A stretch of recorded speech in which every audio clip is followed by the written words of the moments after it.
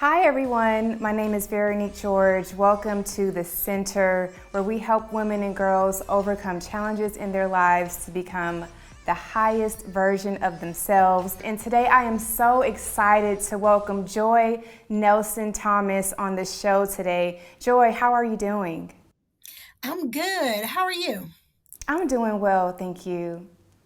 Well, Joy Nelson Thomas is the founder and executive director of Lead Girls of North Carolina, a nonprofit organization committed to empowering girls to become the next generation of women leaders. Prior to launching Lead, Joy spent her early career growing and managing a multi-million-dollar professional services corporation. Joy's commitment and passion for women in business led her to start New Journey Management, a project management company that provides for profit and nonprofit enterprises with tactical support and accountability to accelerate their growth. Joy has received numerous honors recognizing her accomplishments as a nonprofit and business leader. Most recently, she is the proud recipient of the 2022 Black Business Inc. 40 Under 40 Most Influential African Americans in the Triad and 2021 Triad Business Journal C-Suite Award. Joy, again, welcome to the Center. It is an honor to have you here with us today.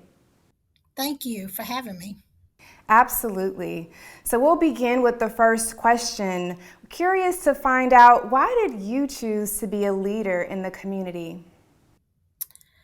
So I would just say I believe leadership chooses us. I believe it is something about our divine calling and purpose that really, and we say yes. So I chose to say yes to this work, and as a woman of color and a first generation college graduate, and seeing a lot of the challenges that we face in our community, I just said yes, and that's it's been that ever since.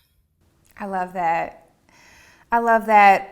And along the journey, Joy, in saying yes, we are well aware that there are challenges and obstacles that are always going to arise. Could you share with us what challenges you faced and what do you attribute to your success? So I would say I think challenges started pretty early on for me. I was bullied most of elementary and middle school, and I think at some point in high school, I shifted my perspective, and as I mentioned earlier, I am a first gen college graduate within my family, and I mean I'm a woman of color who started an organization, and so I would say a lot of it really depends on, or for me, it was having a village and having a circle, having a very committed um, group of individuals, including family and friends and support systems that really continue to support me along on this journey. And one thing I would say here recently, I've lost a brother and a grandma. And so I say it's a counselor. Counselors are also really good support systems. And so, but it is my support system, and all the women and men who believed in me along my journey that really helped me kind of succeed. I love that. It really does take an entire village, Joy, and it sounds like you have a supportive community that's helped you to triumph over all of your challenges. So kudos to you. I admire you and the work that you are doing here and beyond. Thank you. Absolutely. So if there is something that you would want our audience to take away from this conversation, what would that be? That's a great question. I believe it is that we all have a purpose and a calling. And so I would just say to the viewers, what is yours and what have you not said yes to? And so now is the time. Life is very, very short, and we want to be intentional, but don't make excuses for that yes. And we all have time, and we make time for things that we really want and care a lot about. And so, if you had to do a deeper dive into your life, what have you said no to that you should have said yes to? And is now the time to do that? And so I would just encourage our viewers to say yes to something, and whatever that is, whether that's an organization or helping somebody, maybe it's giving your time and talents a treasure, whatever it is. Now is the time to say yes. So just say yes to that. I mean, we all have a deeper level of intuition that we sometimes don't tap into, but now is the time. Now is the time. I love that. You are absolutely correct. It's in the saying yes, Joy, as I'm sure that you found, that it gives us the strength and the power to overcome any obstacle and challenge that we may find ourselves within, and also the strength to keep moving forward. I love that. Thank you so much for sharing. And lastly, as a leader who has started a nonprofit and is now scaling, what do you recommend to others who desire to do the same? So I would say the first part is research. Make sure that you spend a lot of time researching what exists in your community.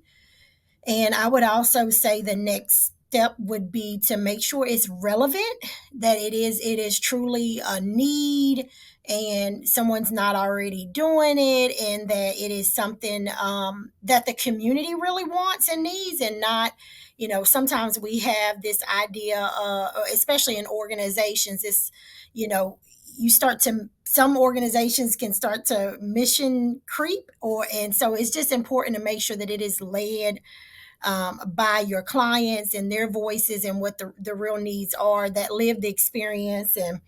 And then I would say the last thing is relationships, really spending time building authentic relationships with people, whether that is all of your stakeholders, if it's your clients or your donors or investors, but really spend that time building those relationships with individuals. And it is a process, so it does take time to start an organization and to get to a place of scaling it. Just make sure that your organization is, number one, sustainable, and that you're doing everything right before you start thinking about scaling your organization. Joy, you mentioned the importance of relationships. Can you speak a little bit more about that and how important it is to grow your network, to stay connected with your network, to help shepherd you along the journey? Yes, so relationships are critical. I believe it's not just transactional. I think so often in certain sectors it becomes a transaction, but to me it really is about the relationship and spending time to get to know, again, your stakeholders. So whether that's a relationship with the girls, in my situation, a relationship with our girls, a relationship with our parents, a relationship with our investors. But it's so critical to really have authentic relationships with people and to understand what they're really committed to and why. And making sure that it's a mutually beneficial alignment, and that it's a good fit, especially if you're looking at an investor in the organization. And so I just believe relationships are critical. For me, it's beyond just, okay, you make a donation and we're done. But it really is. We're partners in this work, and so and it's the same situation with our. Again, I'm speaking from my situation, but with our girls and our parents, we're their village, we're their partner, and we want to be in the work with them. And that really takes having an authentic relationship and understanding what are the needs, what are the challenges, what are the areas that we can best support, and moving forward from there. I love that. So good, Joyce. So very good. You said that you became a leader in this community because you said yes, right? Said yes to that intuition, said yes to that unction there. What does saying yes look like? Like, what are the steps once someone has said yes to their calling or their passion or things that they're interested in? What are those next few steps that they can take to help set them up for success? Oh, yes is scary. And so I don't want to mislead anybody. Yes is very scary. And in my situation, I walked away from a full-time career to say yes to something that I saw. And so I say yes is, it means being resilient. It means hearing some no's along the way, and I begin to think no's were not now. And so it means it's a shift, it's a paradigm shift when you say yes, because you are really committing to something. And again, I can't stress enough, like this work is, for me, it's very personal. It's about making a real impact.